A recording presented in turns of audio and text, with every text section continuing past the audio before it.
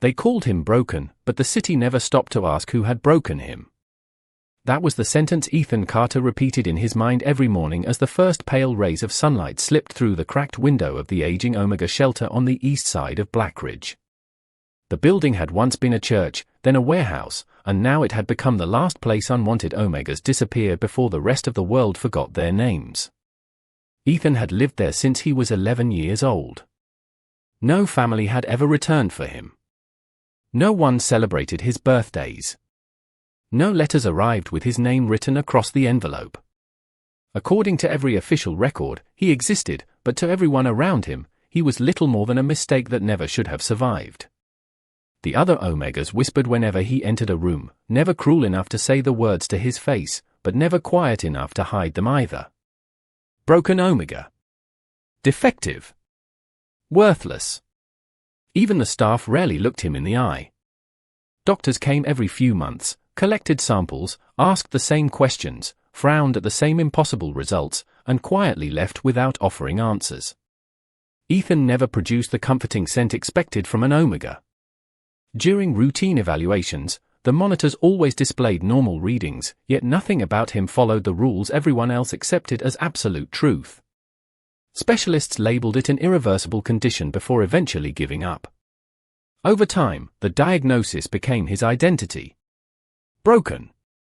He accepted extra chores without complaint, fixed leaking pipes before anyone noticed them, cleaned empty rooms after residents found new homes, and spent quiet evenings repairing old books that had long since fallen apart. He found comfort in restoring forgotten things because deep inside, he still hoped someone might someday believe forgotten people could be restored too. The younger Omegas trusted him because he never judged them, but even they unknowingly repeated the stories adults had taught them. They believed Ethan would never receive a bond, never have a family, never belong anywhere beyond the fading walls of the shelter. Sometimes Ethan almost believed it himself. On one grey October afternoon, the director called his name with unusual urgency. The old man's hands trembled slightly as he handed Ethan a neatly folded envelope sealed with black wax bearing the emblem of the city's registration authority. Ethan's stomach tightened. Official letters never carried good news. Inside rested a single invitation printed on thick ivory paper. Attendance required. Omega status review. Final classification hearing. The location was unfamiliar, but everyone else in the office immediately recognized it. Conversation stopped. Faces turned pale. One employee quietly looked away while another offered an awkward apology without explaining why. Ethan folded the invitation carefully and slipped it into his jacket pocket. No one wished him luck.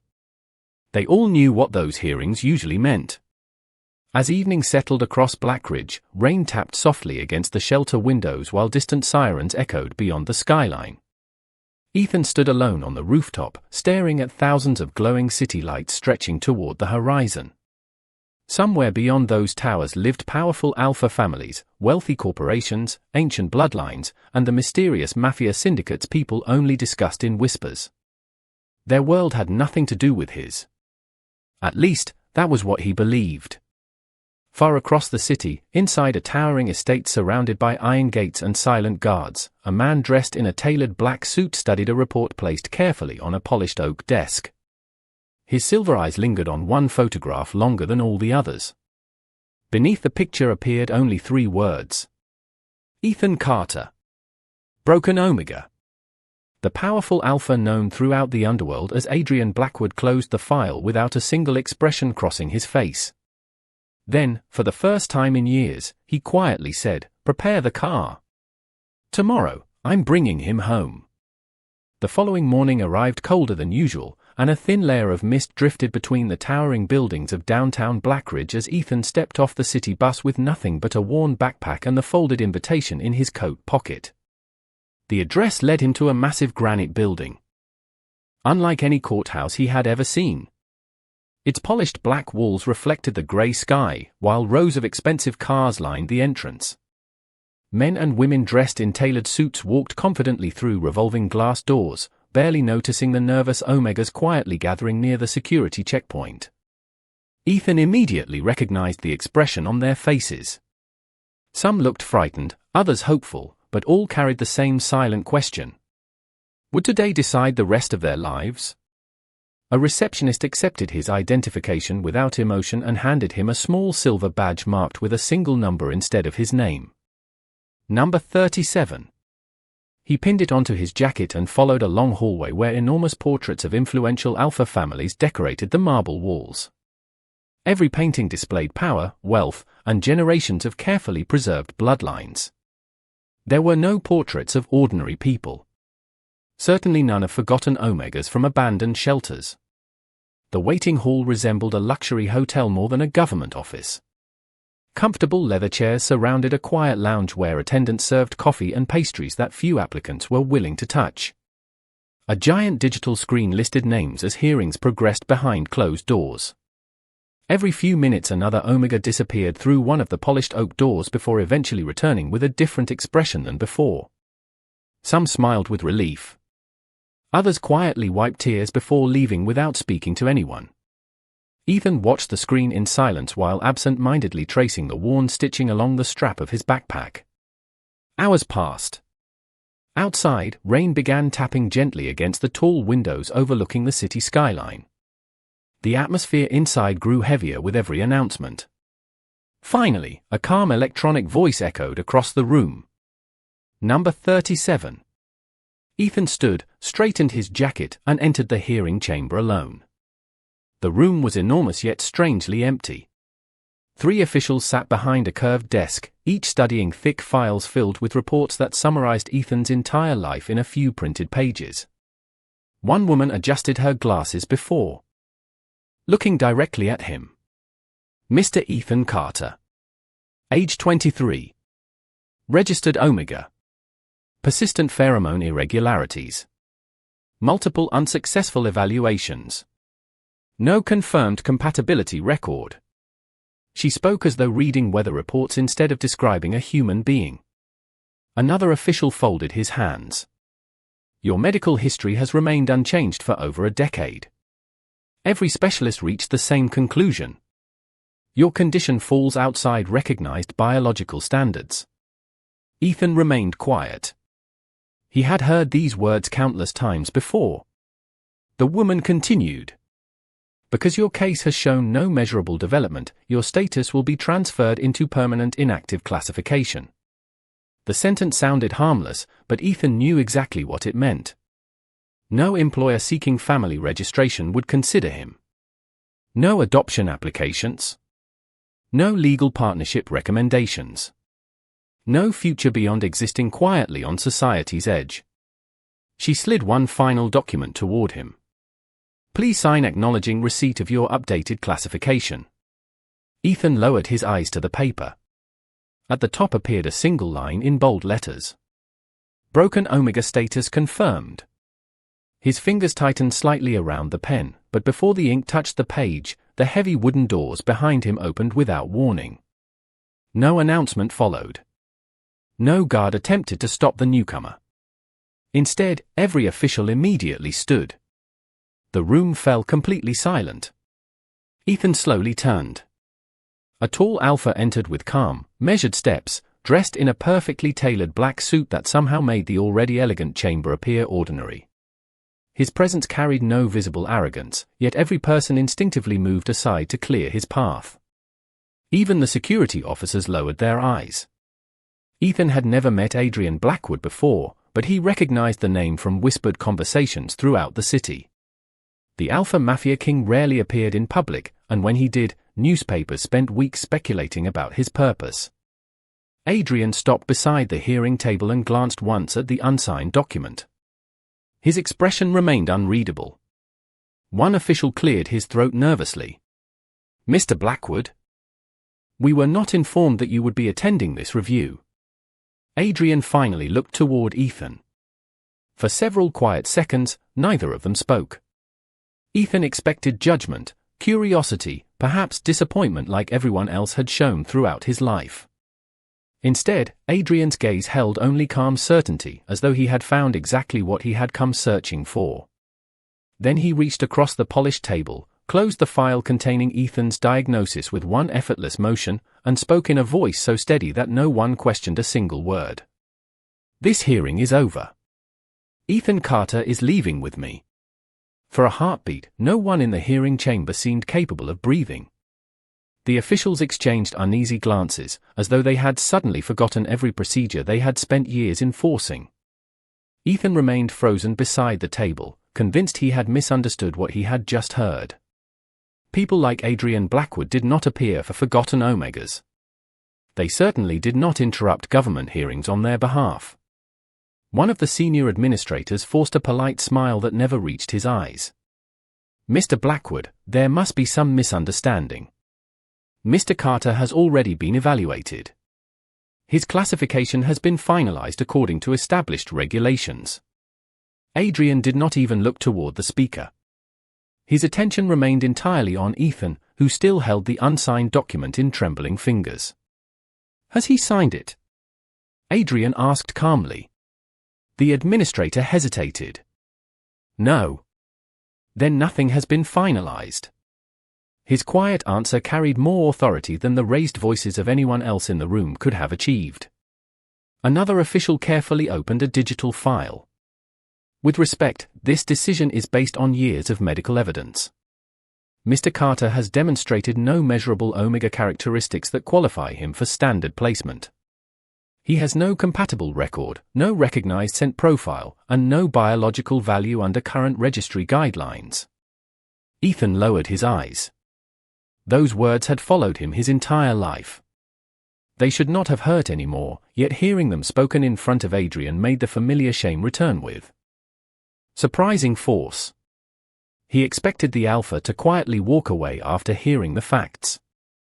Instead, Adrian finally turned toward the panel.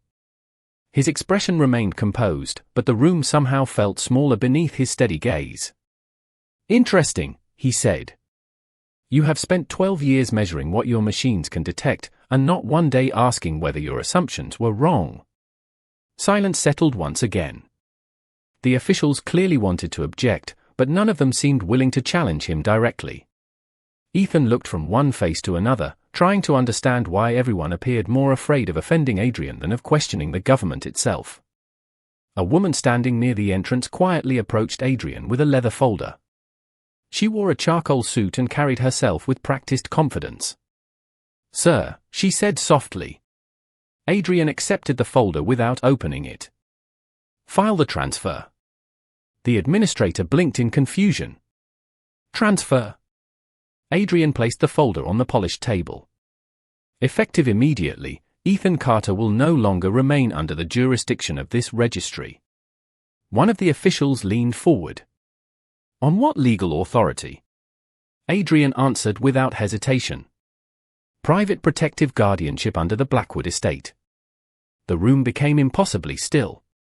Even Ethan had heard of the rarely used legal provision. Wealthy houses occasionally assumed responsibility for vulnerable individuals, but only under extraordinary circumstances and after lengthy investigations. No one had ever heard of a mafia family invoking it for someone officially labeled worthless. "This is highly irregular," another official whispered. Adrian nodded once. "So is declaring a healthy young man broken because your records could not explain him." Ethan's heart pounded. None of this made sense. Why him? Why now? He had never met Adrian Blackwood.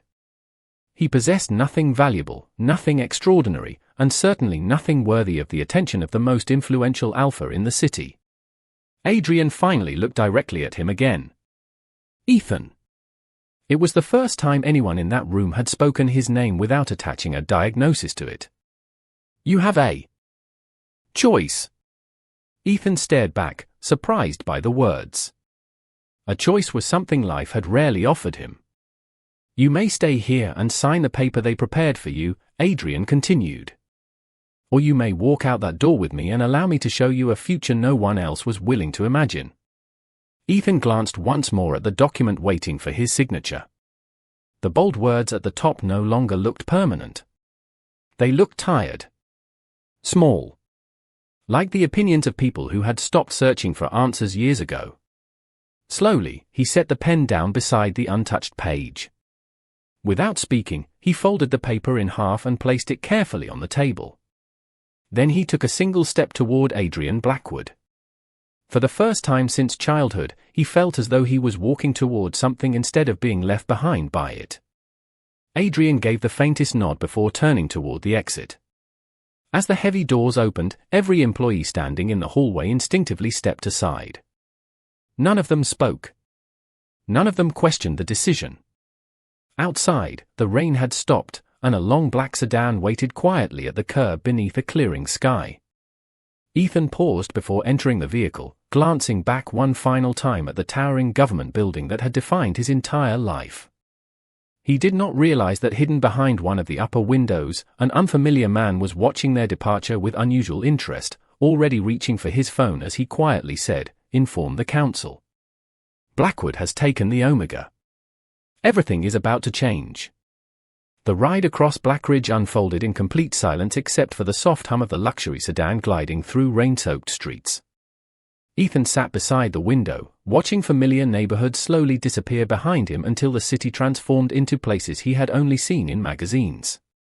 Glass towers reflected the afternoon sun breaking through the clouds, elegant townhouses lined quiet avenues, and carefully maintained parks replaced the aging buildings he had always called home. Adrian Blackwood sat across from him without opening the folder resting beside him or checking the messages that occasionally illuminated his phone. The Alpha seemed perfectly content allowing the silence to remain, never demanding conversation or expecting gratitude. That alone confused Ethan more than anything else that had happened during the day. He had prepared himself for questions, conditions, or explanations. None came. Nearly 40 minutes later, the sedan slowed before a pair of towering iron gates decorated with an ancient crest carved into black steel. Uniformed guards immediately opened the entrance without waiting for identification. Beyond the gate stretched a winding driveway lined with towering oak trees whose golden autumn leaves drifted gently across the pavement. At the end stood a sprawling stone estate overlooking a peaceful lake, elegant without appearing extravagant, powerful without feeling cold. Ethan quietly stared through the window, wondering how someone like him had somehow arrived in a place like this. As the car stopped beneath the covered entrance, several staff members were already waiting outside. Men and women dressed in dark formal uniforms stood in two neat rows, but what caught Ethan's attention was not their appearance. It was the way every one of them bowed respectfully as Adrian stepped from the vehicle. Then, to Ethan's complete surprise, they turned toward him and offered the very same gesture. No one stared at him with pity. No one whispered. No one looked disappointed. One elderly gentleman with neatly combed silver hair stepped forward carrying himself with quiet dignity. "Welcome home, Mr. Carter," he said warmly. "My name is Samuel. I oversee the household.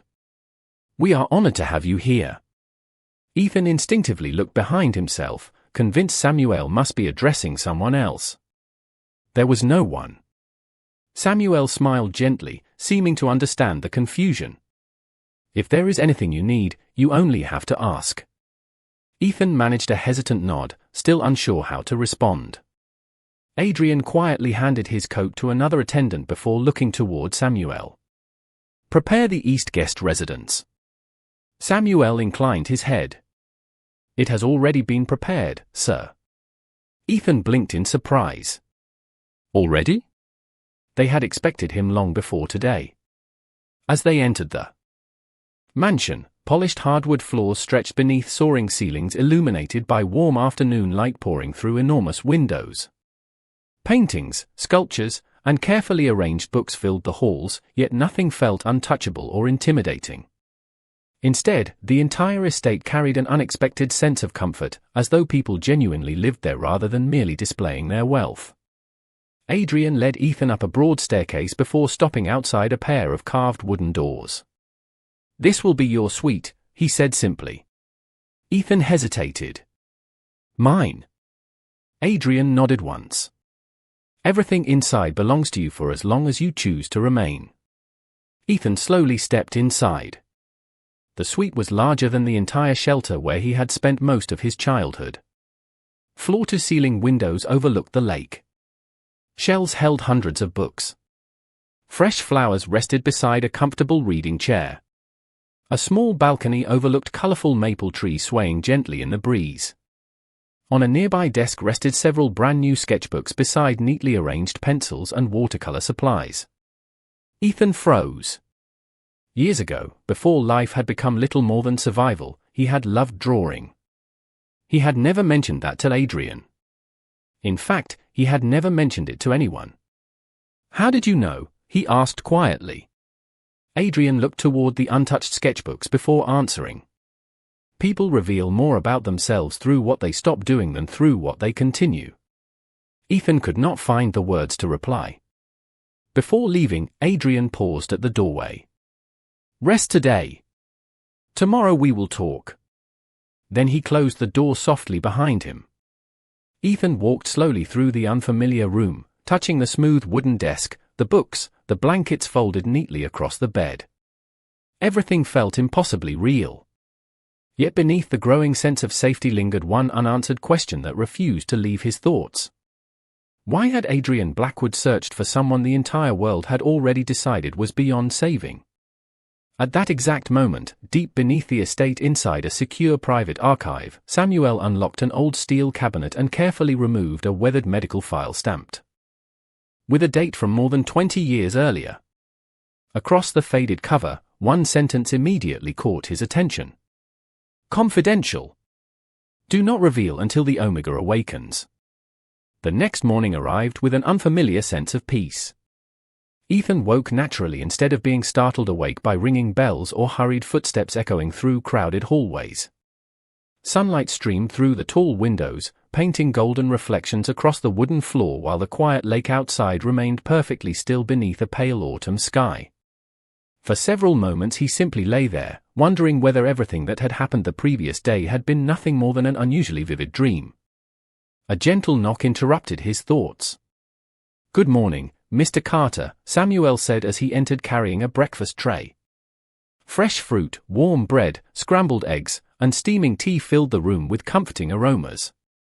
"Dr. Eleanor Hayes will be arriving shortly. Sir Adrian has requested a routine wellness examination. Nothing invasive. Merely a conversation and a few standard evaluations." Ethan immediately grew tense. Hospitals, laboratories, and examinations had never brought good news into his life. Samuel seemed to notice the hesitation. "Dr. Hayes has worked with the Blackwood family for many years. She will explain everything before doing anything." An hour later, Ethan followed Samuel through a quiet corridor leading to a bright medical wing unlike any clinic he had visited before. Large windows overlooked gardens filled with late-blooming flowers instead of sterile concrete walls.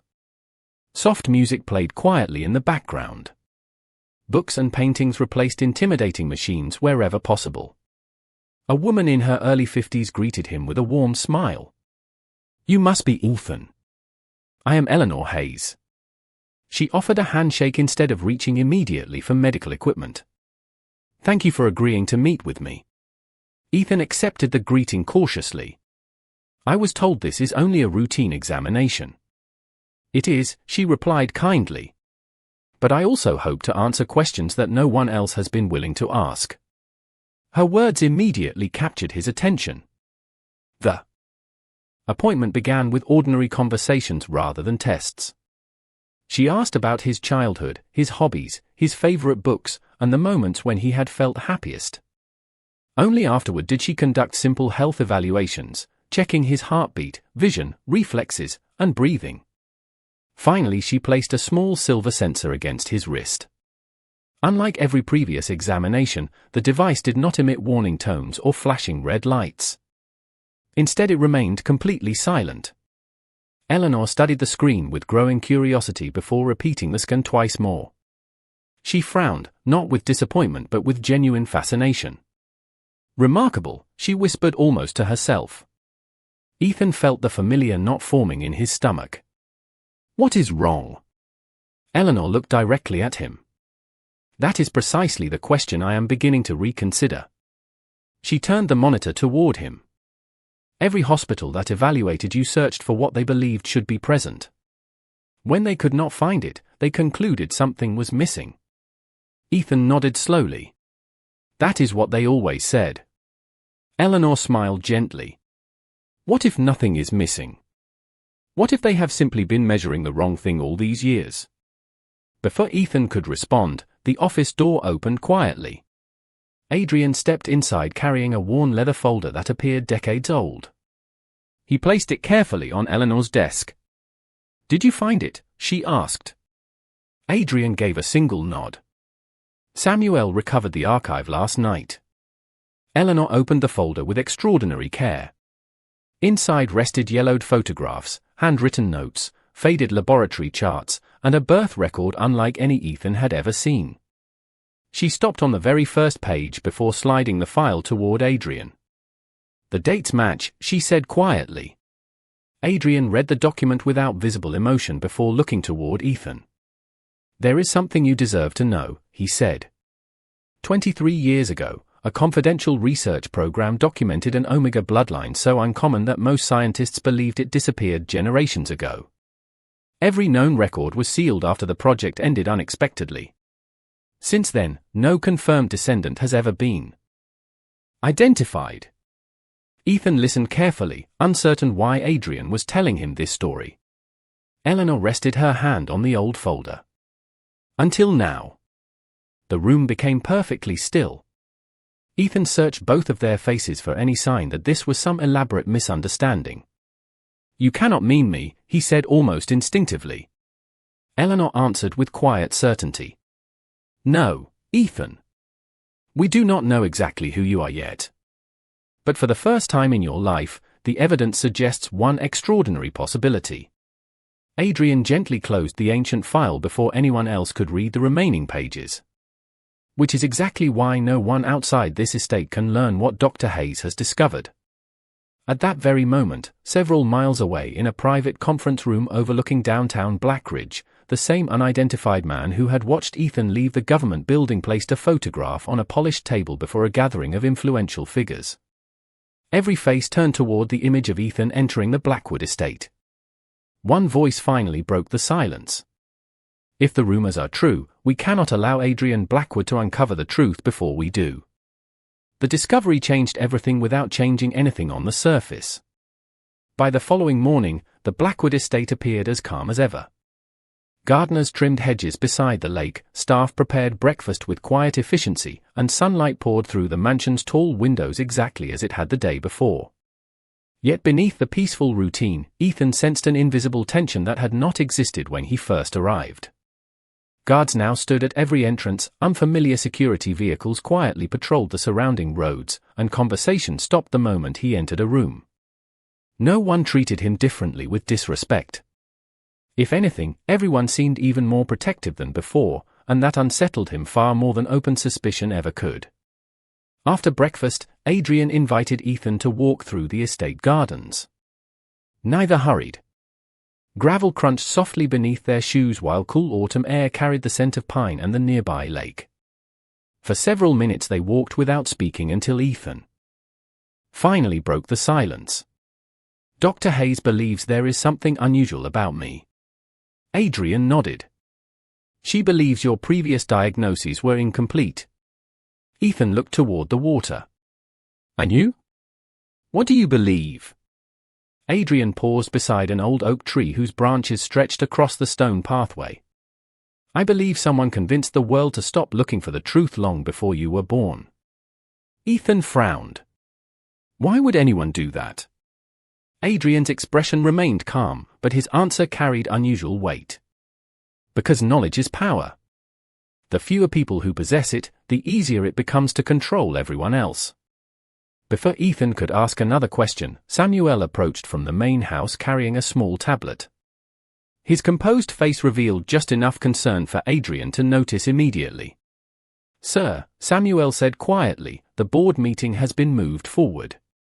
They insist it cannot wait. Adrian accepted the tablet and read several messages without changing expression.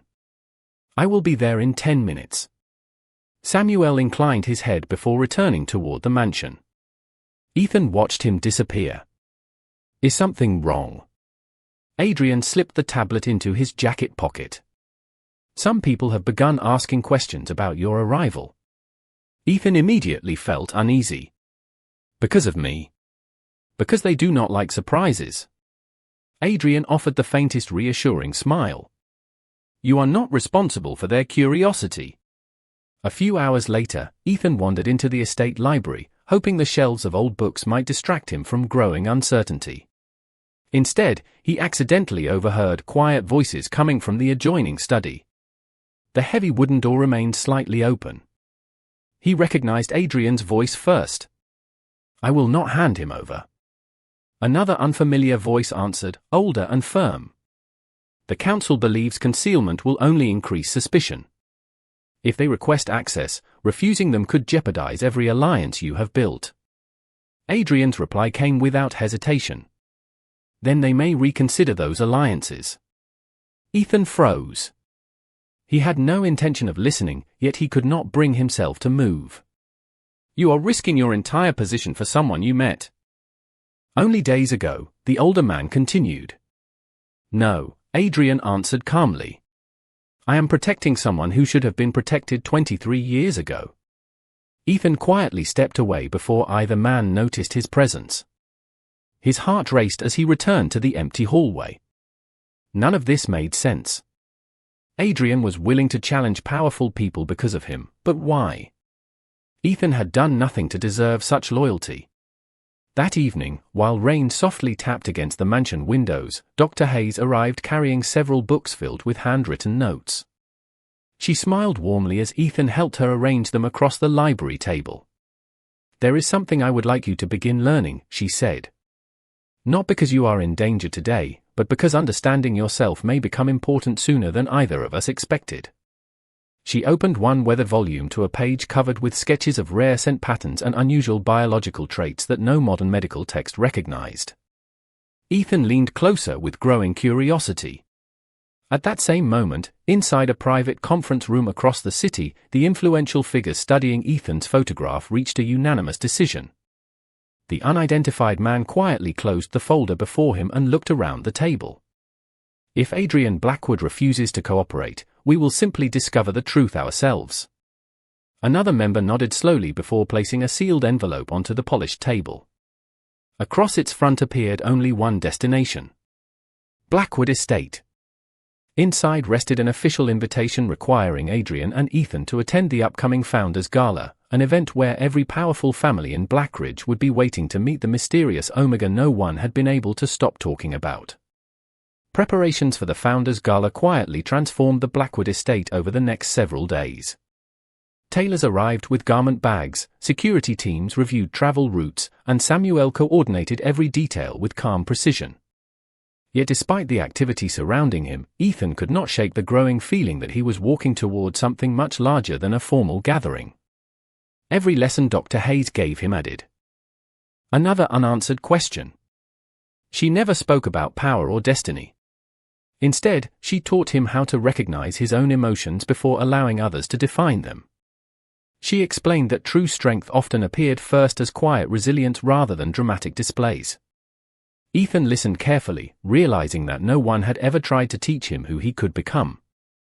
They had only explained who they believed he could never be. On the morning of the gala, Samuel placed a garment bag inside Ethan's room.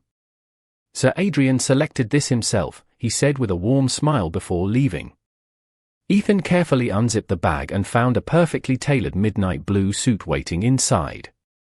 The craftsmanship was remarkable without appearing extravagant. When he tried it on, it fit as though it had been made specifically for him. Looking into the mirror, he barely recognized the reflection staring back.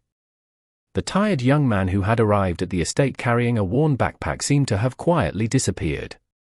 He still looked like himself, but for the first time, he no longer looked invisible. Downstairs, Adrian waited near the entrance wearing a black formal suit with a silver tie that matched the family crest embroidered on his jacket. He studied Ethan for a brief moment before offering a simple nod of approval. "Ready?" he asked. Ethan smiled nervously. "I do not know if anyone is ever ready for something like this." Adrian's expression softened almost imperceptibly. "Then we will face it together." The drive into the city felt very different from Ethan's first journey to the estate. This time he was not watching the skyline with uncertainty. He was trying to understand why his heartbeat grew faster the closer they came to the brightly illuminated Grand Meridian Hotel, where the annual Founders Gala welcomed the most influential families in Blackridge. Cameras flashed constantly as luxury vehicles arrived beneath an enormous glass entrance. Reporters quietly announced the names of respected business leaders, political figures, and family representatives stepping onto the crimson carpet. The moment the Blackwood vehicle stopped, conversations visibly slowed. Adrian stepped out first before calmly extending his hand toward Ethan. After only the briefest hesitation, Ethan accepted it. They entered together. Inside the grand ballroom, crystal chandeliers reflected thousands of lights across polished marble floors while a string quartet performed softly from an elevated stage. Elegant guests filled the room, but Ethan immediately sensed countless curious eyes following him wherever he walked. Some expressions carried surprise. Others revealed open confusion. A few older guests appeared genuinely shocked. Adrian remained completely composed beside him, greeting familiar faces with polite professionalism while never allowing Ethan to feel alone. Before long, an elderly woman wearing an emerald evening gown approached them.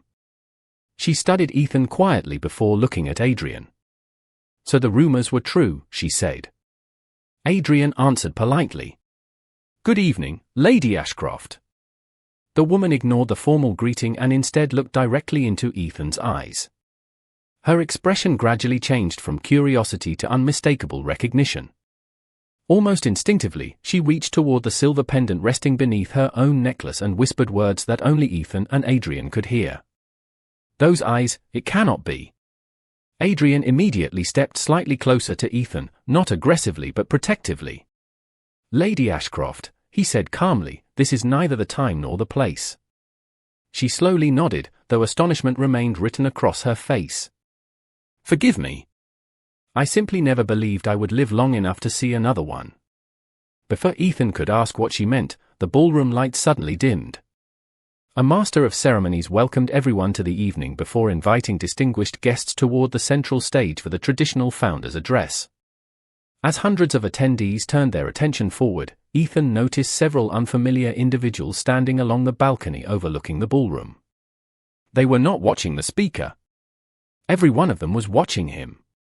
One man quietly pressed a small communication device hidden beneath his sleeve before speaking almost silently. "Confirmation complete. The awakening signs have begun. Proceed to Phase 2. The applause that followed the founder's address echoed beneath the crystal chandeliers, yet Ethan barely heard it. Lady Ashcroft's words continued repeating in his mind. "Another one." The mysterious sentence seemed to connect perfectly with the confidential file Dr. Hayes had shown him, but every answer only produced more questions. Adrian noticed Ethan's distracted expression as guests gradually gathered into smaller groups throughout the ballroom. "Would you like to leave?" he asked quietly. Ethan glanced around the crowded hall before shaking his head. "No. If everyone is watching me anyway, I would rather understand why." Adrian gave a small approving nod. "That is a fair answer." Before either of them could continue, the master of ceremonies announced a traditional reception where guests were invited to meet one another before dinner. Conversations immediately filled the ballroom. Influential family leaders approached Adrian one after another, each greeting him politely while discreetly studying Ethan with obvious curiosity. Some asked harmless questions about his background.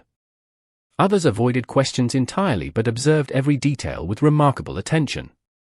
Ethan answered respectfully, refusing to allow his nervousness to control him. To his surprise, Adrian never left him standing alone. Every introduction became, "Allow me to introduce Ethan Carter, never the Omega Orth, my guest." For perhaps the first time in his life, Ethan felt recognized as a person before being judged as a category. A few minutes later, Dr. Hayes quietly joined them carrying a slim leather notebook. She leaned toward Adrian just enough to speak privately. "His readings are changing again." Ethan looked between them. "What readings?" Eleanor smiled reassuringly. "Nothing dangerous." Your body is responding to emotional stability in ways I have never documented before. Ethan frowned. Because I am less afraid. Perhaps, she replied. Or perhaps because your body finally believes it no longer has to hide. Those words settled deeply within Ethan. Hide. He had spent so many years trying to become smaller, quieter, less noticeable that he had never considered the possibility that even his own instincts had learned to disappear alongside him. As the evening continued, a charity presentation invited guests onto the ballroom terrace overlooking the city skyline. Hundreds of lights stretched across Blackridge beneath a clear autumn night. Ethan stepped outside beside Adrian, grateful for the cool air after hours inside the crowded ballroom. The silence between them felt comfortable. Finally Ethan spoke. Can I ask you something honestly? Adrian turned toward him. Always. Ethan hesitated before asking the question that had followed him since the government hearing. Why me? You did not know me. You had every reason to ignore me like everyone else. Why did you come? Adrian looked across the city for several quiet moments before answering. Because years ago someone taught me that power has only one purpose. If it cannot protect those who have been abandoned, then it is nothing more than decoration. Ethan lowered his eyes, unexpectedly moved by the simple sincerity of the answer. Adrian continued. I did not rescue you because you might be extraordinary. I brought you home because even if you were completely ordinary, you still deserve to be treated with dignity. Ethan felt something shift quietly inside his heart. Not fear. Not uncertainty. Something steadier. Something that resembled trust. At that exact moment, a gentle breeze swept across the terrace. Several nearby guests paused, exchanging puzzled glances. No dramatic event followed, yet many instinctively looked toward Ethan without understanding why. Dr. Hayes, standing several yards away, quietly opened her notebook and observed the subtle changes she alone seemed able to recognize.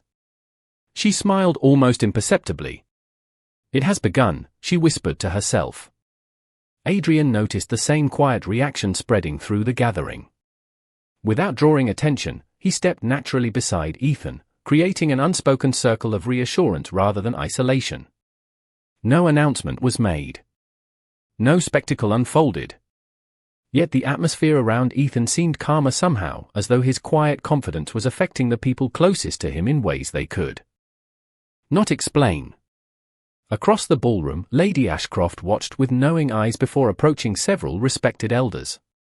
Do you feel it? She asked softly. One elderly alpha slowly nodded. Not dominance, he murmured. Peace. Lady Ashcroft smiled gently.